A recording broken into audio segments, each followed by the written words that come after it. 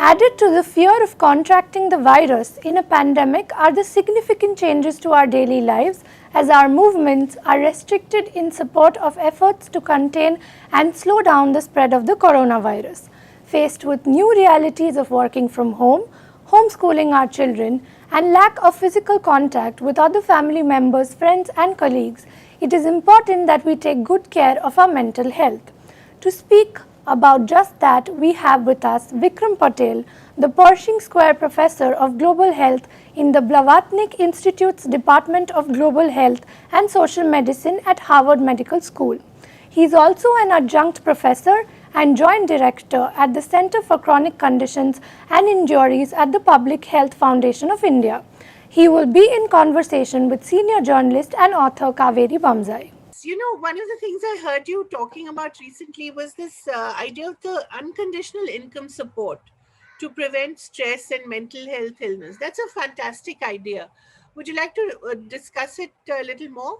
Absolutely. Actually, I've had the privilege of mentoring a very bright young Brazilian postdoctoral fellow who works with me in my lab in Harvard. And she has been analyzing the impact of Brazil's conditional cash transfer program, which is probably the largest direct to beneficiary cash transfer program that was launched by the government of Lula about 20 years ago. And it was really an effort to raise the income levels of the poor in Brazil and reduce disparities. It is astonishing, Kaveri. Her data shows, and this is more than 100 million people, so it's the largest, almost a countrywide program. Her data shows convincingly that when people receive conditional cash transfers, not only is their economic status improved, but suicide mortality has dropped by 50%, as much as 50% during the decade following receipt of the conditional cash transfer, and in particular amongst young people, and the disparities between the Black Brazilians, which is historically one of the more disadvantaged communities in Brazil, and white Brazilians has narrowed. To me, this is the largest compelling demonstration about the value of conditional cash transfers or even unconditional cash transfers like universal basic income interventions on promoting the mental health of populations, particularly those who are economically in the weaker segments of society. Would a Manrega not qualify as a cash transfer? Would it has there been any study that looks at this? Well, MNREGA is a cash transfer Yeah. program. It's obviously, though, it is linked to actually having rural employment.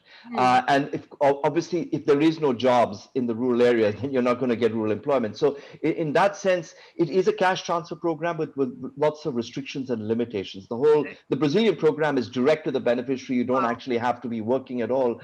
So, I think there are differences, but fundamentally, there is a commonality in that the state is directly transferring money to people who are relatively poor and therefore have no other source of income. Now, that said, a bigger question is, have we evaluated Yes. the impact of MNREGA on people's health and well-being, particularly their mental health? Not that I know of, but I will say something very curious about our cash transfer programs, which is the opposite of giving a cash to help people promote their mental health. And that is, of course, the compensation we give families of farmers who've committed suicide. And I remember very vividly, I used to work a lot in the Vidarbha area for many years. And I remember very vividly being in one of the villages where there had been a number of farmer suicides. And I remember this woman whose husband had died coming to me in tears. And she said, we got this compensation after my husband killed himself. I do not understand why the government didn't give him the money in the form of debt relief. It was, and I stood there, and I had no answer. And I said, so we have effectively incentivized suicide. It's such a bizarre policy dynamic that instead of saying, let us give money to those who need it so Right. that they can actually get on with their lives and rebuild their lives. Instead, we say, no, after you kill yourself, we'll then give the money to your surviving family. I don't know. This is a kind of perverse system that defies any logic here. But anyway, that's a contrast to a lot of our cash transfer programs in India. We give it at the wrong time rather than it's not a preemptive cash transfer. It's actually a reactive cash transfer, which I think is a wasted opportunity and a wasted life. That's People Live all over again. The movie was all about this. Yeah, yeah, exactly. You Actually, remember? of course, I Yeah. remember the movie. Yeah, Terrific film. yeah. You know, the other thing that has struck me over this period that we've been through is the family dynamic. You know, there's been a lot of talk about domestic violence, about physical and psychological abuse within the family increasing. Again, I've not read any data as such, but there's been a lot of conversation around that. Have you looked at that, especially in India? We've heard a lot of cases of substance abuse as well going up, especially alcohol. Have you seen that? Have you studied that? I'll tell you, Kaveri, one of the real problems right now with the pandemic is how little reliable data there is Right. on all of these consequences of the pandemic, and particularly the consequences of the lockdown and the containment policy. So, what we rely on isn't really the kind of data that I would say can easily generalize to the whole country. The qualitative studies, very focused deep dives, individual narratives of their experiences, etc. The extent to which we can generalize this, I don't know, but those stories certainly speak to what you just described, that the vulnerabilities of women who already were vulnerable because they live, for example, in relationships where there was spousal violence, has increased dramatically. The Mm. vulnerabilities of children Mm. living in those families to be exposed to violence has increased. And of course, now children are trapped at home, Exactly. oftentimes with nowhere else to go. And school is often an escape. It's not just a Yeah. place, where kids went to learn geography and history. It's a place where kids went often to get away from Yeah. very difficult home environments, to get food, to be able to play, to be able to interact with one's peers. But so all of these, there's a lot of qualitative data that I think speaks to this. But if I had to look at quantitative data, we already have very good quantitative data from other countries. Right. And there is no reason for me to believe that India is going to somehow necessarily be totally different. Right. And the one country, as you know, I live between India and the US. In the US, we now have robust quantitative data that is showing without any doubt that mortality, which is the hard outcome of that we're all concerned with, has risen in the last year due to suicide and substance use. This is a very dangerous trend in the US, and it is being attributed. Obviously, these are early data. In fact, this is actually a report that is still confidential, but will be published in the very near future. But what it's clearly indicating is that there is a crisis of mental health in the US that is playing itself out, not just in terms of people reporting poor mental health symptoms, but actually people taking actions that can ultimately lead to the loss of their own lives. For example, through heavy drinking, the use of more dangerous substances like opioids, as well as, of course, suicide. Unfortunately, our data systems in India are nowhere near as real time as the one in the US. So we'll probably only know what the impact has been in the last year, and perhaps in a year from now, which is unfortunate. Do you feel that the family has changed fundamentally during this period? And is that change irreversible? Or can we make interventions to actually prevent a lot of the psychological abuse that has happened?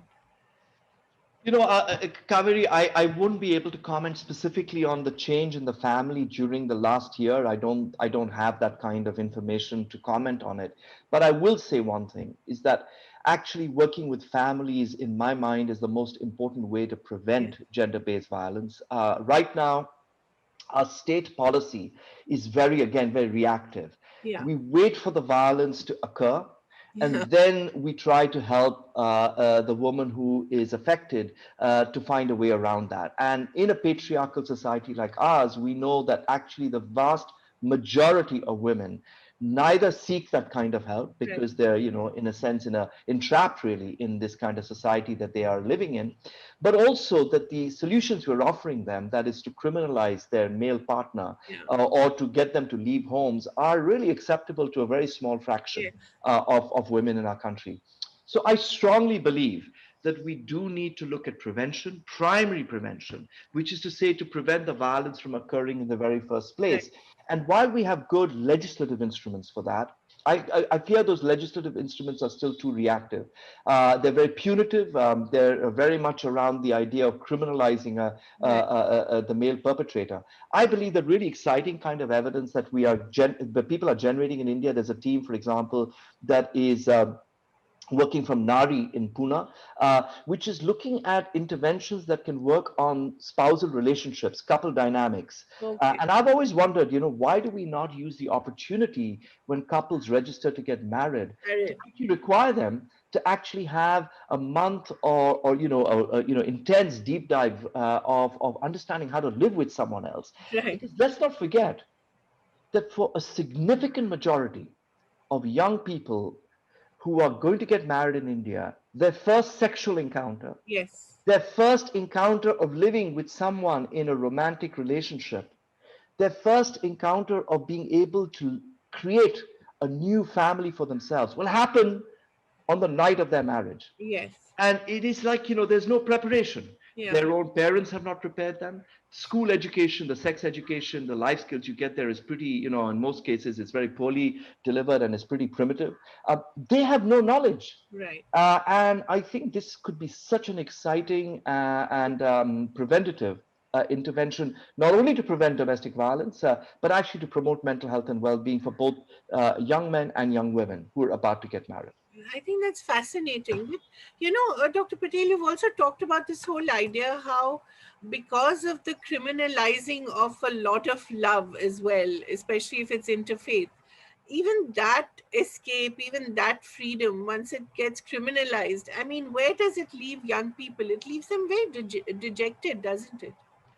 Well, Kaveri, I think you're referring to my recent writings here. Yes. Let me tell you first of all, India has a crisis of young people's mental health. Yeah. Every metric, and by crisis, I don't mean just young people are angry or young people are sad. No, young people are killing themselves.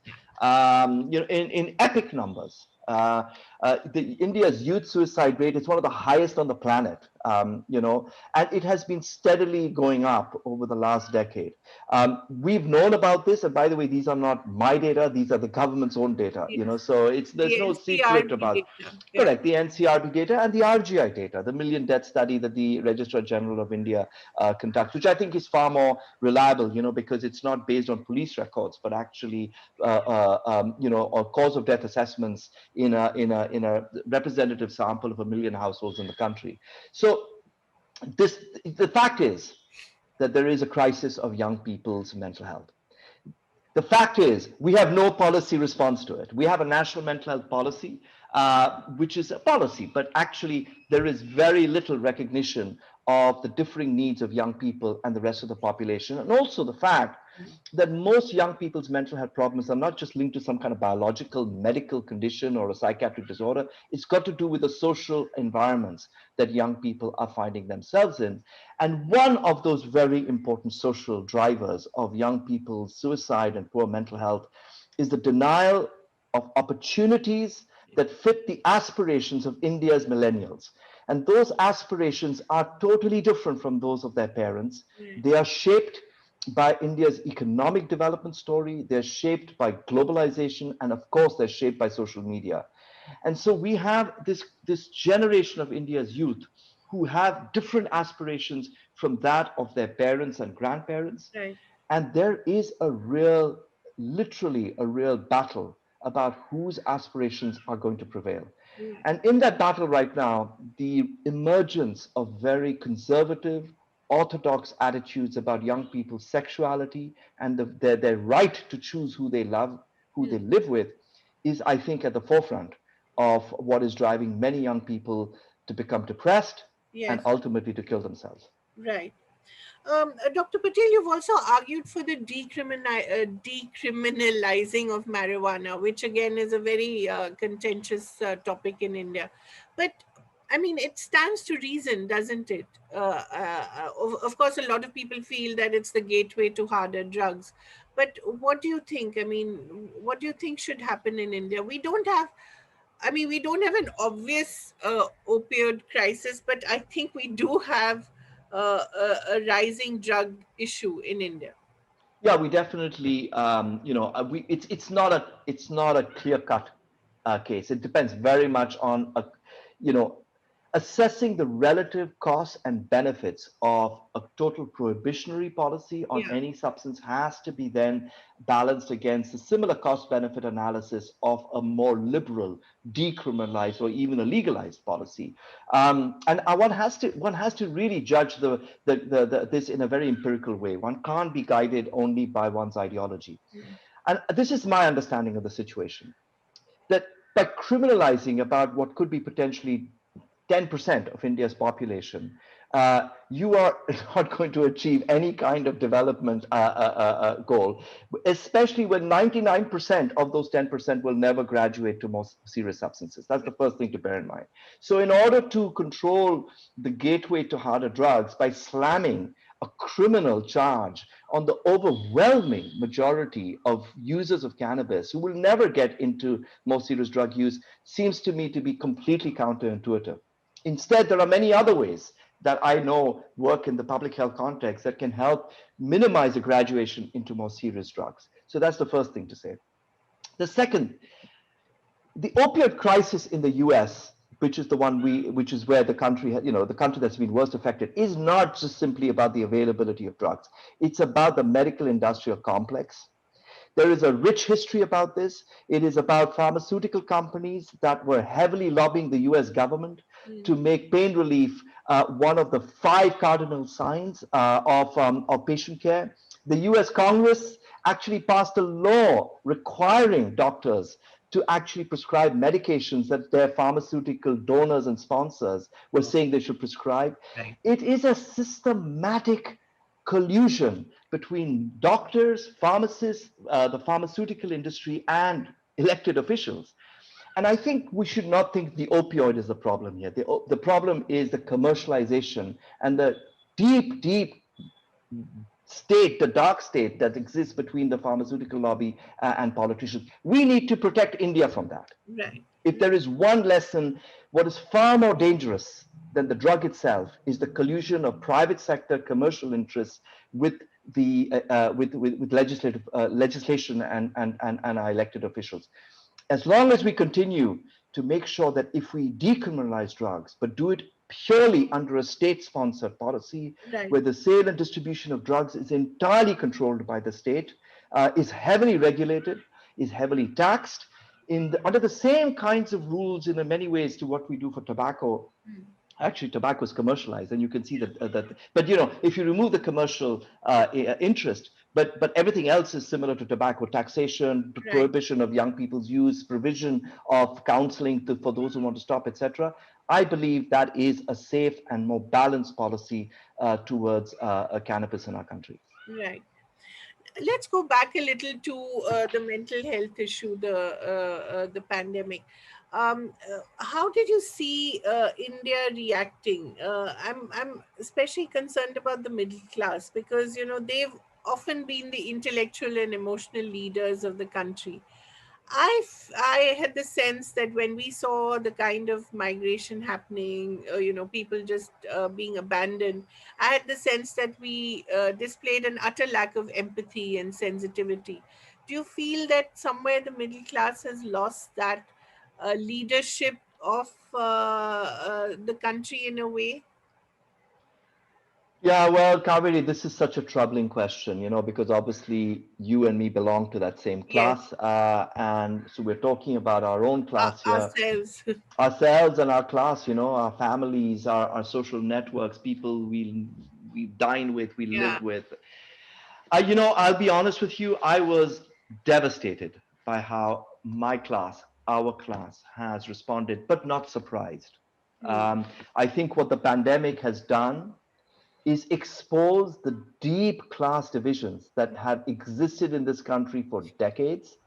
But I have to say, the degree of callousness that was displayed by the upper and middle classes, a small cabal of those classes, the legislators of our country, the wealthy more generally, to the plight of the vast majority of our country who found themselves dispossessed on the streets, hungry, trudging home under the most appalling conditions and facing police violence as they did that, left me completely stunned. And I'm sure, you must know of the book by Harsh Mandar, Yeah. Locking Down the Poor. Oh my God, I that is do. such It an is, indictment of us, yeah, you know. it is a heartrending and brutal, but absolutely on the mark account of how India's upper classes looked away when the majority of our people needed us the most. Um, Right. and I believe this division has also woken up the rest of our country to realizing how callous, selfish, and uncaring upper classes are, Yeah, and that when it comes to the crunch, India's poor and marginalized are on their own. We're absolutely. not going to be standing out for them. Right. And I think that's a terribly harsh lesson, isn't it? Well, I mean, it is a harsh lesson, and it tells you how long a distance we have to go as a society to build a civil society that is Right. truly integrated. We talk of national identity. To me, actually, I don't think we have one. If there was ever a proof that we don't stand together as a nation, what happened during and after the lockdown is vivid proof that we only stood for ourselves and our particular class. Yeah. That is what mattered. I remember the Resident Welfare Association colonies of Delhi, where the only concern of the colonies was not to let my servants go out of the Exactly. house Yeah. because they will bring the virus back and infect me. As opposed to thinking, what are my servants' families doing Yeah. as they are locked into my house and they are locked out of the colony? Right. It staggered the imagination that all that we could think about was our own safety and our own needs. And that it almost became, at times, conversations I would have with people in those colonies. It almost sounded like you're talking about slaves. You're talking indentured laborers. It was shocking, beyond belief shocking. But I think the good thing I'll tell you in this is that the vast majority of India's people now realize Yeah. that we are not going to be around for them, and that they're going to have to make the right decisions in terms of their livelihoods, the political choices they make, that is going to actually stand for their interests. Yeah, and I hope they make the right choices. The other thing I think that we've not talked about enough as a society is the impact on young children who've actually lost a year of socializing, of playing with their peers, of studying in classrooms, especially early age. I wonder what kind of impact it must have had on their psychology. Yeah, I have been very worried about this, Kaveri. The first thing to say is that that's another great example of how those who have no voice Yeah, have had no place at the table when decisions were made. right. We've just talked about the migrant workers and more generally India's, daily wage workers, not just migrant workers. Let's be honest, the people who are most affected by the lockdown are those who earn every day. Yeah, Yeah, I absolutely. don't earn every day. It affected me not at all. Right, But if I was earning every day, what I ate tomorrow was based on what I earned today. right. Then obviously a strategy like a lockdown basically means I'll go hungry tomorrow, and so will my wife or my husband and my kids. So in the same way, I would argue children's voices have also been completely blanked out. Right. Yet we have taken away from children Yeah. the single most important sector for their development and their well-being, which is their Yeah. schools. What have we done? We've essentially reduced schools to places of learning, Yeah. firstly, which is of course a completely false and narrow narrative of what schools actually are for Yeah. kids.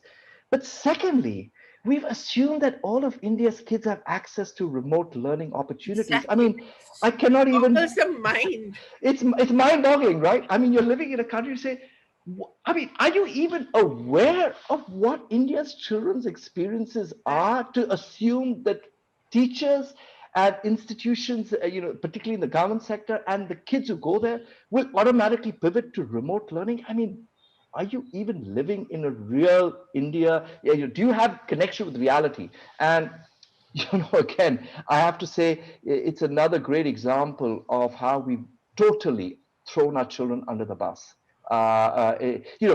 In Goa, where I am right now, here's the incredible thing: casinos have already opened. Casinos opened 3 to 4 months ago. But not Schools are schools. still closed. Just think about that. Who have we prioritized? Gamblers to come to Goa to gamble on ships versus our own children to get into schools and start doing what schools, in experience Yeah. what schools actually offer children. What a bizarre set of policies. How we prioritize in this country sometimes leaves me completely baffled. Absolutely, and I think you only have to be present at when a midday meal is served to see the hunger, and it's so brutal, when you see children just lining up to eat. Just that experience, just take. I mean, forget about learning, forget about socializing. Some kids just come to eat. They don't get Absolutely. enough. And by the way, Kaveri, that's not only true in India. This is also true in the U.S. Right. My own colleagues in Harvard, when the pandemic began, they were calling for school closures, and this was, obviously done to only control the pandemic. They hadn't thought about the impact that had on kids. Today, the very same colleagues say, well, actually, the policy should be this, and I'm actually going to paraphrase what they said.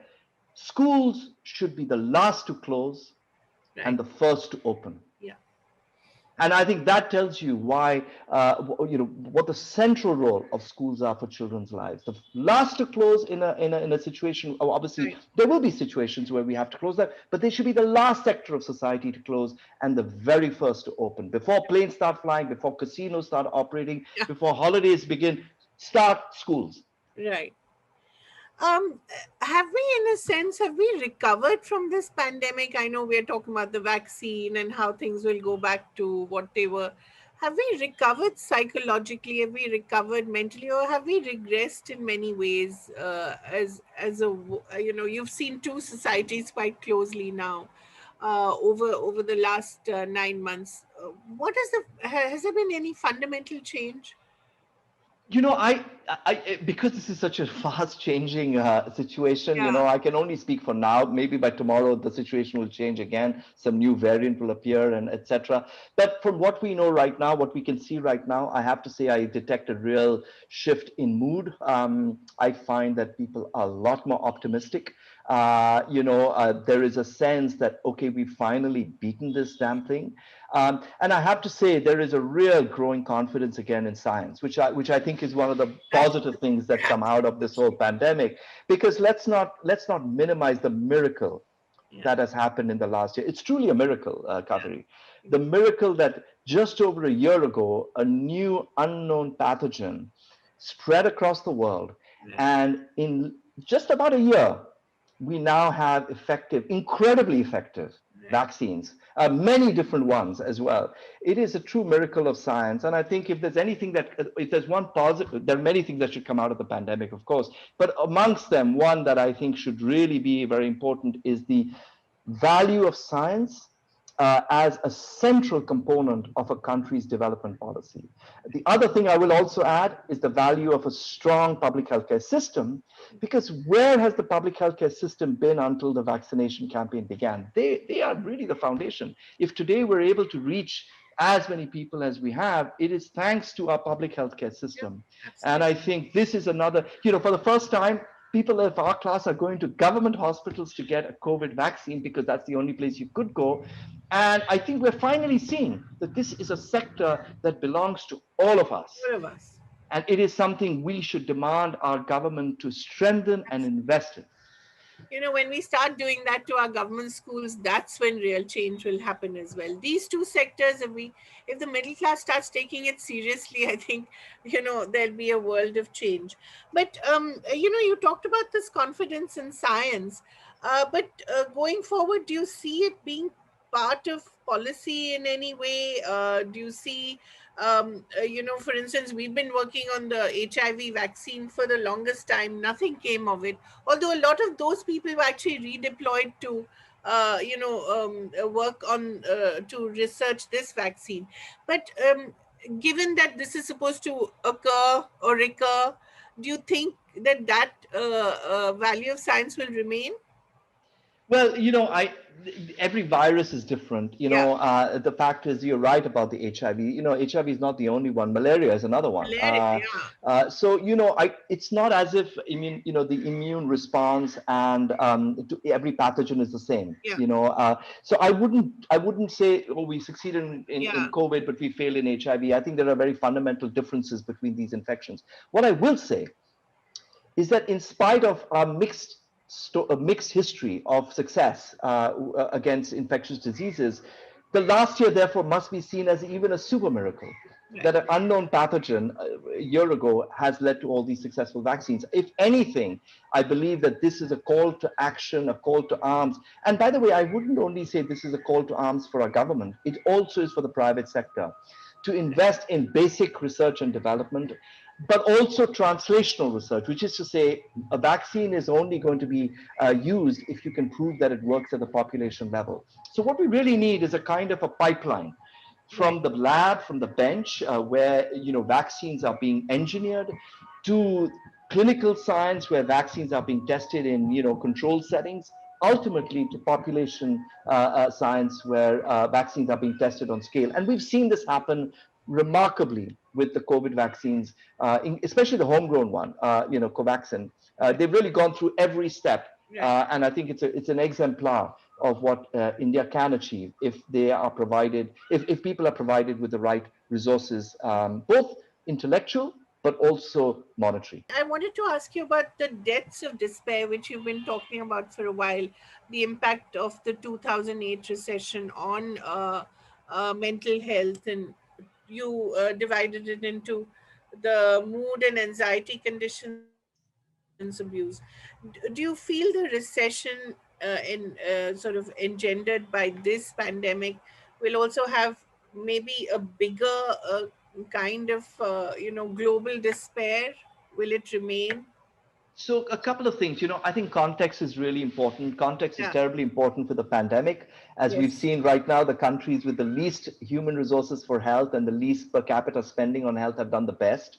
Yes. And Which is so fascinating. it is totally fascinating. And people say it's about India. No, it's not actually. India is actually a pretty high mortality rate compared to Yeah. Africa. So there's something else going on, and time will tell what it is. But I've always argued from the very beginning that context is important, and Right. a one size fits all has never been true of any epidemic. And it was absurd to me that right at the outset of this epidemic, we assumed that what happened in northern Italy, what happened in New York City, was immediately what was going to happen in Mumbai and Johannesburg. And I think it staggers the imagination that more than a century of knowledge about how important context is in the spread of the epidemic was thrown out, and we just assumed a one size fits all. Anyway, in the same note, you can apply the same to mental health.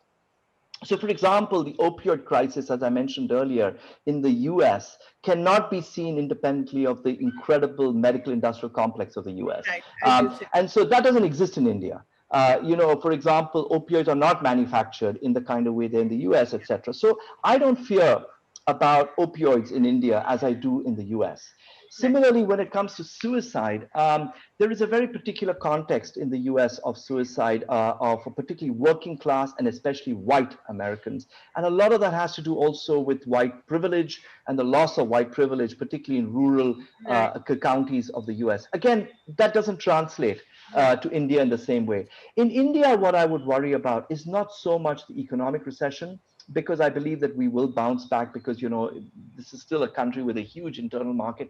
I believe it's orthodoxy. Right. I believe it's polarization. I believe it's the rising oppression of young people to express who they are as individuals, whether it's their politics, whether it's social causes they champion, whether it's their romantic interests. Hmm. It is this which is the single biggest threat to young people's mental health. I also believe, to be honest, when it comes to farmers, that uh, if policies don't take into account their own economic security, and there are many ways of doing that. I'm not an expert in that, and I'm not making a judgment for or against the farm laws either. I'm just simply saying that whatever policies are made, if we do not take into account the vulnerable smallholding farmer we will get the same problem as we saw as the US has seen, which is dramatic increases in suicide and substance use in the most vulnerable farmers, and of course, therefore, a worsening of our suicide crisis. Absolutely. Great. It's been great talking to you, Dr. Patel, as always. It's so illuminating and you put everything into perspective and you give us context. And I wanted to recall Arundhati Roy's words in Harsh Pandhar's book, where she said the pandemic was not just a mirror but an X ray. And I thought, wasn't that so perfect? It really was an X ray of our society, of who we are. Yeah, I think she uses the word the pandemic as a portal. Yes, And you're absolutely right. I mean, I think that's exactly the way I see it too. It has exposed historic divisions in our society. It right. has exposed a number of fracture lines in our Yeah, country. They've always been around. The pandemic has not created them, but it certainly brought them into full relief. right. Thank you so much, Dr. Patel, for Thank you, talking to us. Kaveri. Thank you so Real much for pleasure. interviewing me. Bye bye. We hope you enjoyed that session. If you want to catch the other sessions of the ThinkEdu Conclave 2021, you can log on to eventexpress.com, newindianexpress.com, or even edxlive.com. If you are more of a social media person, you can also join us on our Facebook, Twitter, and YouTube handle. Thank you for watching.